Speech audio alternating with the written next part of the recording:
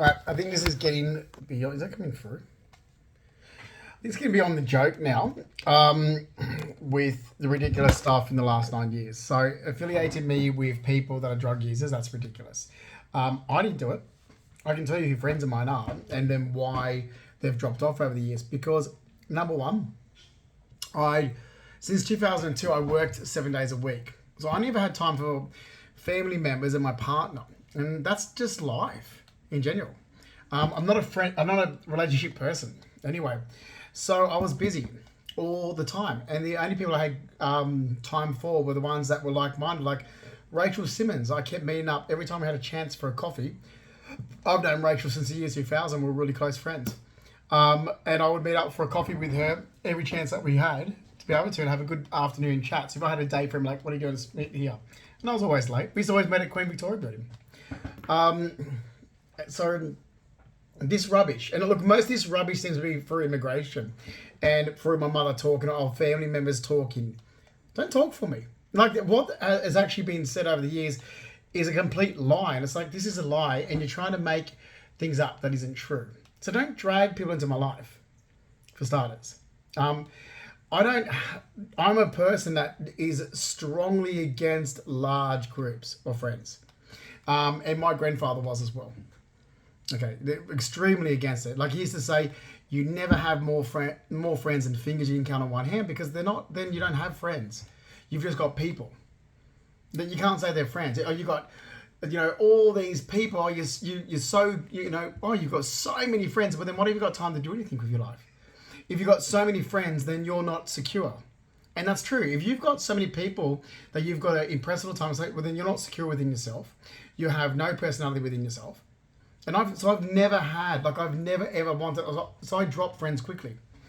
And I've always been like this. It's like, okay, like, if there's some interest that I have with someone, it's like, yeah, we'll hang out. Like Rodney Sard. Rodney Sard has been the longest friend I've ever had. We fell out in 2010 because he thought that, or he actually thought that I had cheated on Giovanni and something happened because of it, but I didn't. So it was because of what he'd actually thought. And what he actually said to me, I was like, okay, I'm not going to defend myself, because my attitude here is, you're my friend and you are my closest friend. And if I have to stand here and defend myself, then you're not my friend. That was in 2010, because I was actually sick with spinal meningitis in 2010. And he thought something, there was a reason, I'm not going to get into it, and I was just like, oh, you have no idea. But I just thought, you're meant to be my friend, having my back, and if you want to ask me a straightforward question, then I will tell you. I was like, no. So I was like, okay, I'm not going to defend myself to someone that's supposed to be a friend. There's that. So that's why we sort of dropped off. I was like, okay. And that was, in 2010. But I've known Rodney Sard since 2001. Kimberly Sito, as much as she annoys the hell out of me, and she does, I adore her. I adore her. Like, seriously, her and her mother. Like, it's like, and because you have this friend that it does this, like, and I think sometimes she's like, am I talking to her? I was like, I could sit and listen to you for hours, Kimmy. Like, it's not annoyance as in a bad thing either. It's her female personality and very lovely feminine personality as well. So it's not annoyance in a bad way, I'm going to say that. But, I adore her and her mother. Absolutely adore her. So she has been a friend of mine since 2001. That's what I said to people. Sam Delati is not a friend of mine. Sam Delati is an ex-boyfriend of mine that I really don't, like, as much as he says, oh, we've been in other lives, like, to be honest, I met you in August 2001. We dated at the end of the year, but before my grandfather passed away in November 2002, I had separated with you. We dribbed and dragged, and really I looked at the people that he started affiliating with and was like, but I don't like the people you affiliate with. So I'm not into that. So, and he's an ex-boyfriend. We're not even a long-term relationship. So this is where I don't bring things up. So, and I had good groups of friends, but I'm not going to hang on to it because I was too busy with working. And then, when I wasn't working, here's the thing. So mum always thought I left my creative side behind. I was like, no, I didn't. Oh my God, I'd come home from work and I used to paint. I come home from work. I used to work on this. I used to come home from work and sit on the computer and even do design stuff that I had learned. So this is how behind it was. Design stuff I learned in 1997 at TAFE College, doing design fundamentals just to play around. So I'm like, oh, well, you haven't gone back to studies for years, which is why as soon as I was marked, I went, oh, go straight back to TAFE College studies in design, which I did. So I'd come home and just plot around. Like, I've got sketches of drawings, like in 2006, coming home from work at Star Casino, moved into a new place. I'm like, I want to design my own sofa. And my ex-boyfriend's there, like John Cabana, goes, do you know how? I'm like, yeah. I learned in 97 how to do this, how to design furniture. So I literally was drawing up specs of, and so I'm behind in it because it's a long time ago, of how to design it and doing three-dimensional drawings and so forth. I'm like, that's the sofa that I want to put in the space here in Surrey Hills. So I found a company that actually makes it. That's how I knew Steve Dimitri.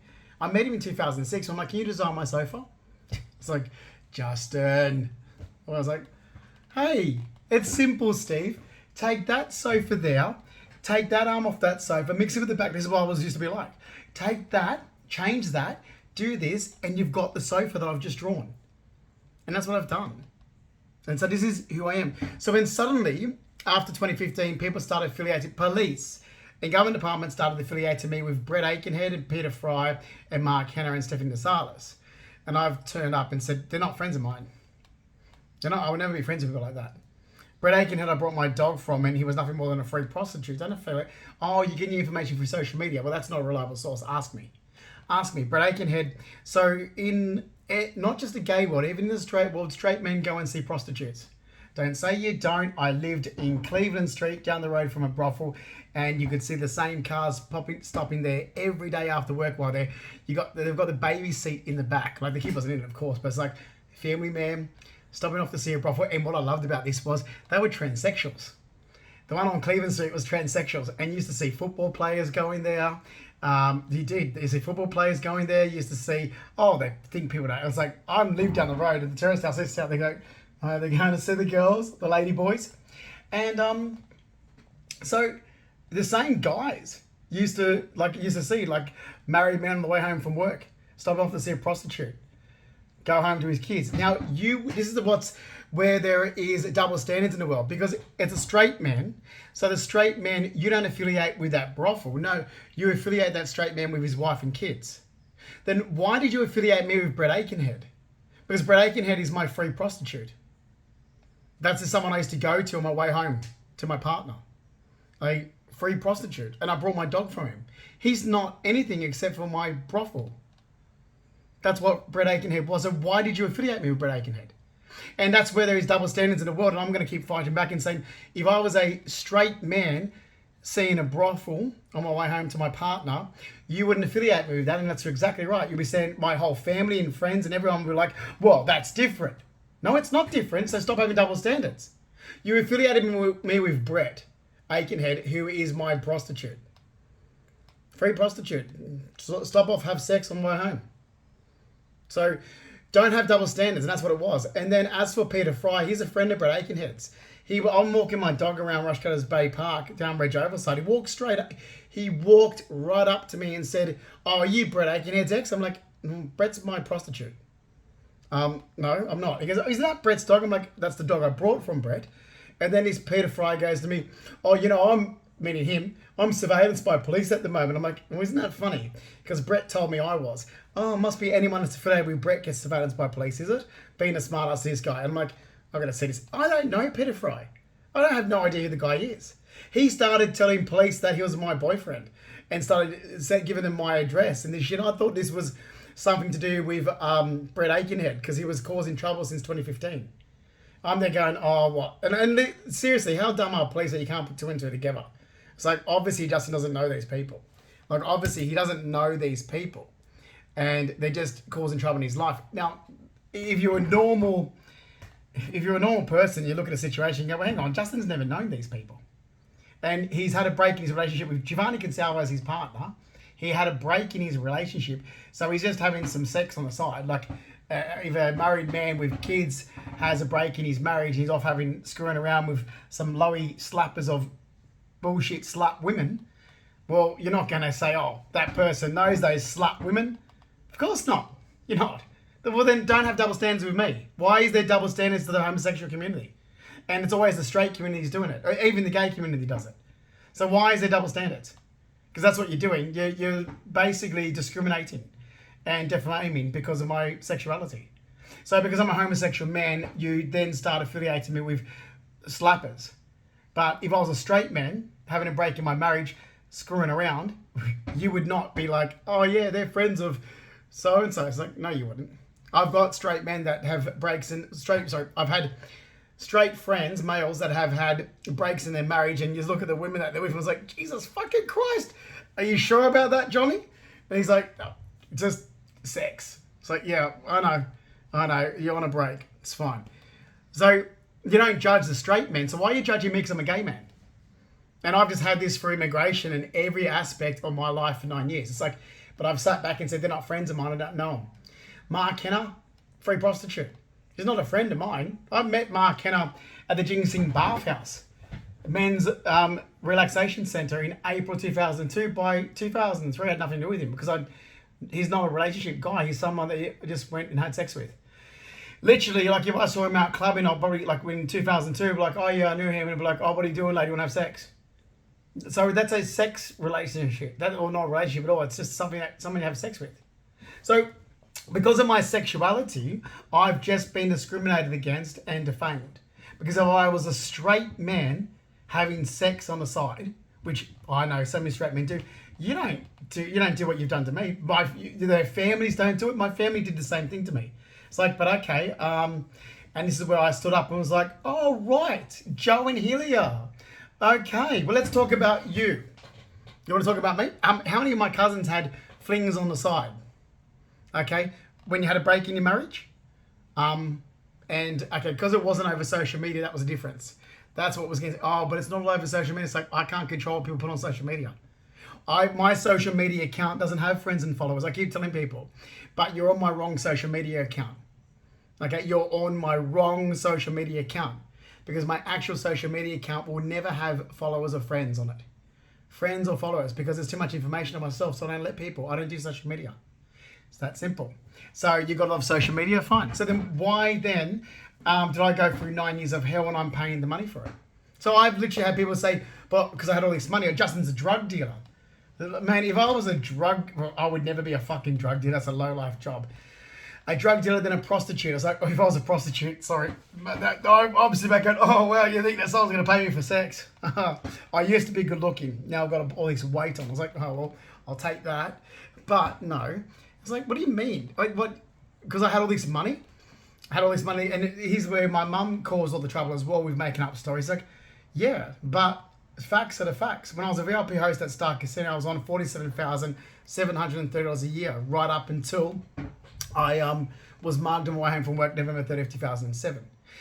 But that wasn't the only job I had. You see, I did do maintenance. I can't think of the guy. He was a Brazilian guy I did maintenance for. So there was the Brazilian guy that did the maintenance and used to get the jobs.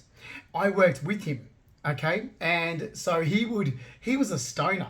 Like, seriously, this guy, he was just one of those immigrants that came over. He was lucky. He was just an entitled immigrant. He just got given all these jobs. It was fantastic. But he gave them to me to do and then paid me cash. So he actually charged the real estate agent, which was Ray White. I think it was that went to, I think it was Ray White in Surrey Hills. He got these. So he'll pick me up. I'll sit in the ute. He'll give me all these, like on each A4 document says, this address, what has to be done. And anything that was like where I couldn't do it, I'm like, okay, I can do that, I can't do that, I can do that, I can't do that. So, all right, off you go. And that's what I used to do. So then most of the time I'm just turning the water off, changing taps, changing faucets, I've changed a few shower stuff as well and changed the vanities. Pretty much actually was the main blunt of what I've done when it comes to maintenance. Not much more than that. Now, what it is turn all the water off, undo the tap fittings, pull the vanity up, put new vanity in, silicone around it, clean it all up, wash it all, put the new tap fittings in, it's done. Basically, I was the vanity guy. That was it. And because they were rental properties, and what happens is in the rental properties, they use cheap tap fixtures, cheap vanities, and they swell, warp, and swollen, so they've got to replace it for the new tenants come in. So all I was doing was that's all I actually did mainly. Like honestly, if you asked me what I did for maintenance, it was like Change tap fittings. Oh, I'll tell you who would know. There's a guy that lives in Boomerang Avenue in Elizabeth Bay, and we actually did his kitchen sink. But I actually did that with the handyman guy. He was working with me. He was actually a nice guy. I can't think of the handyman guy's name. Anyway, so I was getting paid cash by him. And I was still doing this work back right up until about 2010, 2011. Because I did floating floorboards in the horizon. So the majority of it was just vanities. I did the kitchen sink. It was a round, big, beautiful bench top, timber. We had the couch. It was a round kitchen sink in it, like just freestanding. Did that. That was for Boomerang Avenue. Tap fitting shower.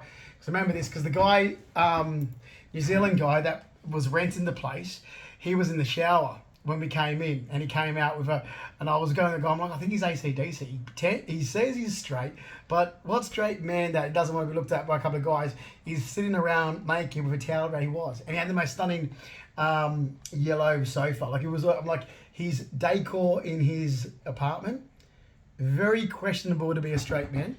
I think he swings AC/DC. And then he invited us for a function there. Actually, funny enough, he invited us for a, he was having a party, and he invited me and the handyman over as well. This is years ago. So that's what so that was my other job. And then I did Tough and Glass. So when I say Tough and Glass, basically Jeff used to go out, measure it all up. So it was a staircase. He'd measure it up, do it all. He owned a Tough and Glass company, would cut it all to size, and all I was the other person that lifted it. So the fixtures were all in place. I was the person that will unload the glass off the truck, lift it into place. Then there's got these, look at it, we tighten up, measure, yep, plumb, beautiful, and done. And those were my second two jobs that I used to get cash in hand for. Both those jobs that I got cash in hand for, they paid for my living expenses. So they paid my rent, my everything, which meant I got to bank most of my salary package at Star Casino, or $47,730 a year, and then I used to lock it away in fixed term deposits. So I was fine. Then when I got mugged after work, November 30th, 2007, I sold my investment property that I owned and rented out as a landlord. I sold that in 2008, and there was people say, "Oh, you had to sell your house." I'm like, "No, I didn't have to sell it. I wanted to. It was too far. It was in Tamworth. It was like I brought it in Tamworth to make money." And I'm like, everyone's like, "Oh, isn't it a shame you had to sell your house because you're mugged?" I'm like, "No, I didn't have to sell." I said, "What the shame is, I pulled out on my other place." So 52 Lantana Drive in Umina Beach is where it is home to me. The coast is my home. Let's forget about Carol's bullshit. Carol wants me to love the environment that she moved from Sydney to. I won't. That's her second husband's environment. That's why they went there. So I was actually, in 2007, I was purchasing a house to move into. And it was a massive, huge house, 52 Lantana Drive in Umina Beach. It was 3 stories. It was huge. And yeah, one man that wants a 3-story house with 4 bedrooms and a basement bedroom downstairs as well. That was going to be the main retreat. Yeah. 4 bedrooms, 3 bathrooms. It was massive. And it was me. It was perfect. It's what I wanted. So I purchased it. And then I got mugged, and I had to, they stopped me going to work when I got mugged. I'm like, so I don't have any income to pay for this house I just brought. So I had to go and say, look, I've got to cancel. I can't buy the house now. I don't have an income. I lost my job. So I actually got I got the money back that I put on it. I can't believe that. See, I was all willing to go back to work straight away, and it was my employer that wasn't. I'm like, seriously, because I had just bought a house as well. And I'm like, this is why I'm saying, but these are all lies that have been said about me since 2009. Because I was trying to go back to work straight away, and they're like, but you've been mugged, you have to recover, and this is like, why don't you want me to go? And then I find out it's because they were offering people redundancy. So if they had have accepted me back straight away, they had to actually, because at the same time, so it was perfect for them. So if they accepted me back, it meant they had to offer me redundancy. And I would have taken it. Redundancy would have actually paid for it. Redundancy would have been 300,000. So I would have taken it. And then, whoop, sweet. So that's what it was. So I've said for years, this is why I'm like, no, I want my job back at Star Casino. You guys have scammed and weaseled and lied about me. And we're talking about 15 years of lying just to get out of a few 100,000. Like, just to get out of a few 100,000 so you don't have to set a president. I was like, are you fucking kidding me? You're worth multi-millions. You have lied. You have squirmed. You have discredited me just to get out of a few 100,000. Like, we can't get him his job back. Why? I found out from Ronaldo Santos. It goes, just we were offered redundancy. They got rid of, as soon as, just after you were mugged, they put a thing through, and they actually merged our VIP services with electronic gaming. So what happened was VIP Services, which I was under, was merged with Electronic Gaming, and they had all these extra staff, so they gave redundancy to VIP Services. They gave us redundancy. So if I went back to work, I would have got redundancy. It's like, fuck yeah. That meant I would have been able to keep 52 Letama Drive in along Umina Beach. I'm like, shit, yeah, I would have actually owned it outright.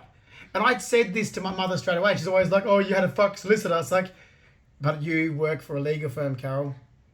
Your sister works for a legal firm. How many times do I have to say, no, this is bullshit. So anyway, look, 2008, I sold the investment property. I didn't want that. The investment property was just hanging over my head. It's like, oh, God. Like, the real estate in Tamworth would call me up, PRD Realty, and be like, oh, like it was a heat wave and the air conditioner's gone. You got to get someone out here now at 3 o'clock in the morning. I'm like, what the fuck? Like, you're calling me. I'm in Sydney. You're the real estate. This is what they was. They were ringing. They literally rang me, the landlord, and it's like, oh, we've just heard from it's a heat wave here, and we've heard from the tenant, and the air conditioning stopped working. You need to get someone out there. I'm like, then do it. Why are you calling me for it? And that's what it was like. And that's true. I've actually still kept all the emails because it was investment property. So when I sold it, I actually almost owned it out. I had little mortgage to pay. So then that money went into my bank account. That's why I had so much money. Sports cars, assets, belongings already had before I was mugged. Clothing. People, US had their nose out of joint because I had expensive shirts. Well, I was on close to 50,000 a year. If I can't splurge and enjoy myself, I don't want fucking kids. I'm sick of these organizations trying to make me still have kids. I'm like, no one should be having fucking kids. Sorry. Nobody should be fucking breeding. No one. We live in a world that's overpopulated. Enjoy your own life. We need to adapt China's one-child policy. Nobody should be having fucking kids. And suddenly it's like, I got people going, oh, if he's settled down and he's always wanted kids. I'm like, I fucking don't. I don't. I enjoy my fast cars, my sports cars, my city life. Oh, but I thought Justin grew up in the country and he's wholesome. It's like, no. And neither did Carol. She lives around a lot of rich people, that's sure. But she moved it. My mum is born in fucking Darlinghurst. The shittiest fucking place of the world. Okay, she's still born in Darlinghurst, okay, whatever it is. She's still born in fucking Darlinghurst at St. Margaret's Hospital, and her parents were still living in Rozelle at the time she was born until she was 6. Okay? Then, in the 1960s, they moved... 1962, they moved to Blacktown. Kerry Road, Blacktown. But Nan said, look, back then it was different. It was a new subdivision, Justin. It was like the new subdivisions today. It wasn't like it is now. These areas back then were beautiful. It just changes with time. And that's true. So Nan was like, what Nan said is the truth. When that was all brand new, it wasn't like you were poor people. Nan used to say to me, you're poor if you lived in Rozelle back then, Justin. That's why we moved. You couldn't give your house away in Balmain back then. She said, we moved to a better environment, but it's changed. It changed in the late 90s. Like, Mum moved because she saw it changing. We had the horse starting Rudy Hill. We had a beautiful, beautiful 80s environment. And then suddenly the dynamic started to change with mass immigration. And look, you can say that's racist all you want, but it's not. Mass immigration changed the dynamics. The area was a stunning area and you've got to remember, people seem to forget that all those areas of the suburbs, they had beautiful houses like Bungarby House, Flushkin House, the old houses there, people that had horses. Yeah, Mum wants to carry on to say that they were poor and whatever. Yeah, okay, good. Good. No one really wants to put up with your low-life trash. It's come. But like Reg used to say, no, that's not exactly true the way your mum's making out. Your mum had everything growing up. Okay? It wasn't, and Nan used to say the same things, like, no. Your mum, if you were working class, your mum wouldn't have got to play tennis. And that's the thing. Like, so it's always not good enough. And my nan used to say, yeah, no, Justin, I gave up like Nan Lola said, she was a clerk. She gave up her job to raise a family. And that's she wished she never gave up her job. So she gave up her job to raise a family. Fair enough. Those were the days. And Pop was a butcher. Being a butcher was a good trade. Back then it was good money. So Nan said, no, they had everything. They had horses. That's why we moved from the city to the suburbs. They had horses. They went to ballroom dancing lessons. Your mum went to tennis lessons. All she had to do was ask. If she says that she missed out on going to school excursions, that's because she didn't ask. She's never been told no in her life, Justin. And that's what Nan said. Because I said to her once, I said, oh, Mum said that you guys couldn't afford to go to a school excursion for her. And Nan said, oh, fucking rubbish. Justin, that's rubbish. Your mum's bullshitting. I'm sick of her playing these games. We had plenty of money growing up. Nan said, we had plenty of money. Nan even said, come here to the laundry when they have a look. They had a floor safe in the laundry. She says, we've had plenty of money. We've never done without. We have plenty of money. If your mother asked for something, she got it. So that's bullshit. We've never done so. The way that Robin and that carries on, she goes, no. It's just because what? You know, like she wanted a new horse, she got a new horse. She wanted a new saddle, she got a new saddle. She wanted a new riding gear, she got it. Oh, she wanted the truck, she got it. She wants to go to this horse show, she went there. She wanted the bowler hat, because she got it. She didn't miss out, Justin. This is rubbish. She says, we've never, ever, she goes, we're not working class. We've never done without. And she said, but the same thing, we don't waste money. It's the same thing. She goes, what? Because we don't waste money? She goes, no, I'm not going to waste money. And that's the difference. She goes, just because we don't, me and your father, that's what Nan used to call pot, my grandfather Reg. Just because me and your father don't waste money doesn't mean we don't have it. We just don't waste it. And I'm the same. See, my dad was like that. So it's like, I'm the same way. I used to go to people, I can't afford to visit. It's like, oh, what you doing at time? I've just been, I don't want to waste the money to see you. And I'm the same thing. I used to say it to my twin sister all the time. She goes, oh, you're going to come up and visit? I'm like, I can't afford it. She's like, oh, well, I'll pay. I'm like, no, that's read between the lines. I just don't want to waste the money to come and see you. Like, seriously. I'd take time off work to see you. I could be earning more money. So, yeah, no, the family don't actually have that much. I don't have that much of a close family network. And never do they. Because all my family members work 7 days a week. Like, they act like they're close. It's like, not really. Because everybody in my family works 7 days a week. My grandfather worked to the day he died. Literally, the Sunday before he died, he was out the back still doing stuff. Selling pigeons, doing this. He had Maltese Joe over where he's redesigning the pigeon loft. And I'm going to sell that, do this, making money and stuff. So, all right. And he died a week later.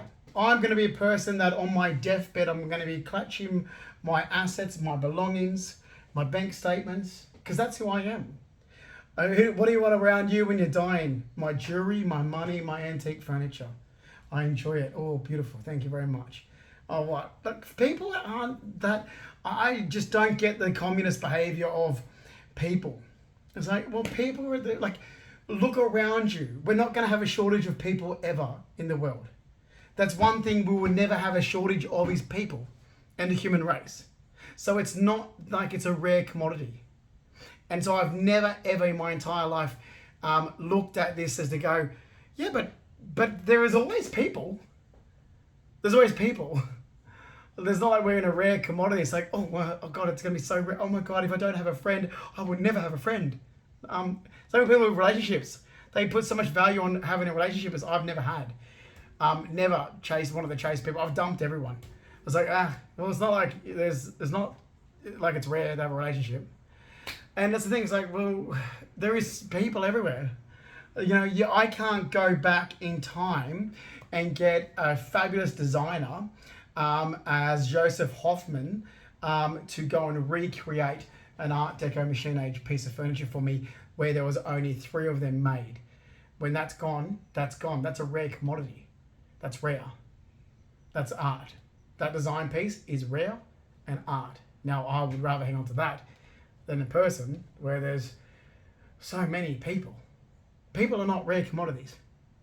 And I think this is where people that are so focused on socialism and communism and communities just miss it. It's like, yeah, you should be restoring, hanging on to art, collectibles, and that, then people. Stop breeding. Put education in the people, yes. But you're just breeding for the sake of having kids. And then you're creating ghettos and low life and slum. There's an old saying that you want quality, not quantity. And in countries like Australia, well, we don't have quality, it's quantity. And immigration make it even worse. And that's it. So anyway, back to where I was saying with all the rest of my money. Yeah, I already had it. Lots of it. Lots and lots and lots of money. Because that's what I was focused on my entire life. And if you say I've changed, no. because I worked all the time. And here's the thing which my mum should remember. We used to go to the horse sales with you, Carol. Or if you go and do that, I'll pay you this. All right? But when did I, like, at what age did you start working? Oh, we're always getting paid to do jobs when I was still living in Rooty Hill. So we moved from there when I was 10. Broke in Carly McPhee's horse, got paid for that. Sold this, got paid for it. Mum's brought a horse that needs to be educated. I'll give you some of the money, you twins, man and myself, if you help with education. And then, pay for it. And she did, you know. Horse showing. Horse showing is not like, people go, oh my God, oh, it's so majestic. I'm like, it's a business. Owning horses is a business. Okay, sure, I love them, but you've got to look at it and go, yeah, but it's resale value.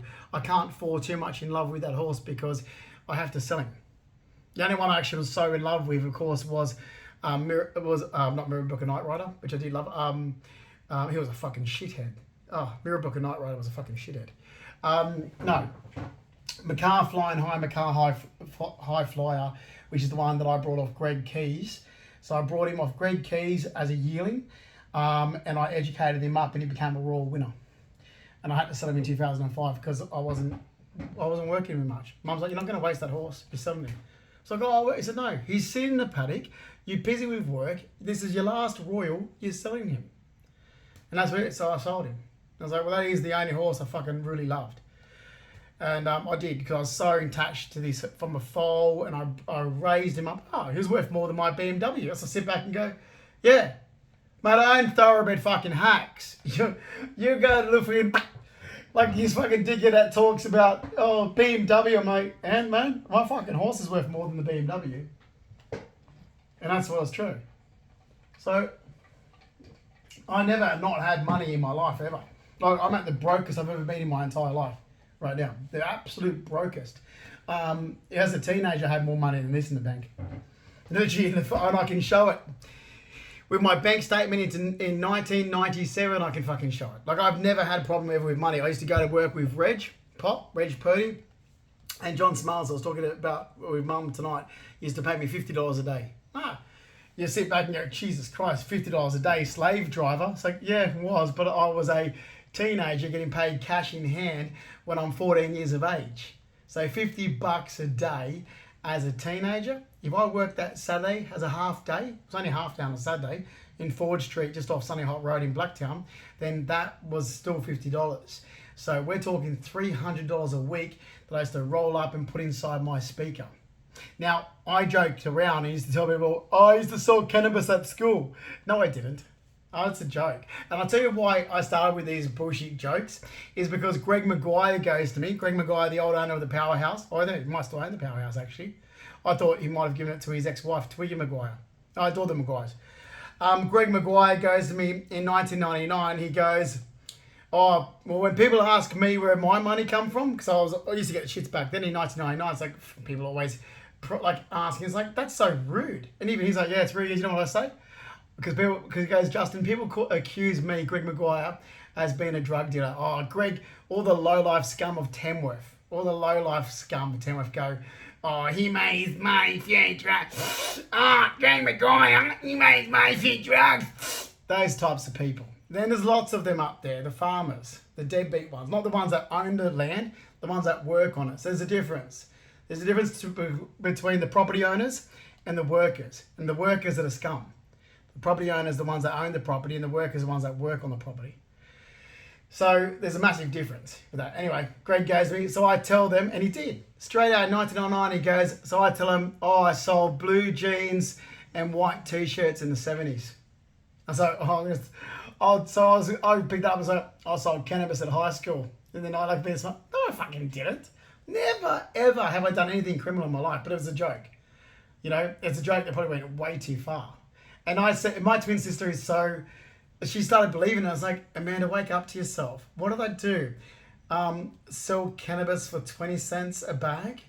We're talking about a high school where we got $2 lunch money, and $2 brought you a sandwich and a milk, and I used to bring coffee to school with me. Like, wake up. Like, oh yeah, I made so much money. Like, you're an idiot. Like, she just doesn't think. Like, these are jokes, Amanda.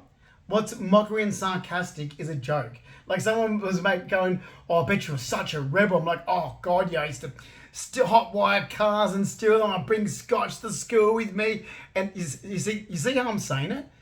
But that's a joke. No, I went to a private school. No, you couldn't fart without going on detention. And these are all just jokes that were said that end up being twisted to be something that was actually pretty sinister. And I tell you how the one where people started believing with cannabis was because my stepfather and my stepbrother actually are massive, huge cannabis smokers. I'm like, that's nothing to do with me. And I'm like, oh look, I'm sorry for trying to have a joke. Sorry for being mockery and sarcastic. Now, oh my fucking God, it was a joke. It was a goddamn fucking joke. Get over it. Don't harass my life. So literally, so I actually went to the bank and spoke to Julie and said, I want all my bank statements. Because there's no way I'm going to walk away from that amount of money. And you've got mum carrying on me. She was like, I'm not walking away from that amount of money. I did the hard work. I'm not fucking walking away from that amount of money. You can sell your own house and pay me, considering you want to do this. You can sell your own goddamn fucking house and pay me the 9 years of damages. I would not walk away from that fucking amount of money. I put in so many years from as a teenager with working, even when I worked at the Powerhouse in Tamworth. I put in so much fucking time there in 1999. When I worked at the Gazebo Hotel in Church Street, Parramatta, and worked at the Albion Hotel in the nightclub around the corner, working 2 full-time jobs in the year 2000, and starting at Star in March 2001. I put in the work to have that amount of money. I'm not walking away from that amount of money. There is no way. You can sell your own house and pay me the damages. And that's what should be happening.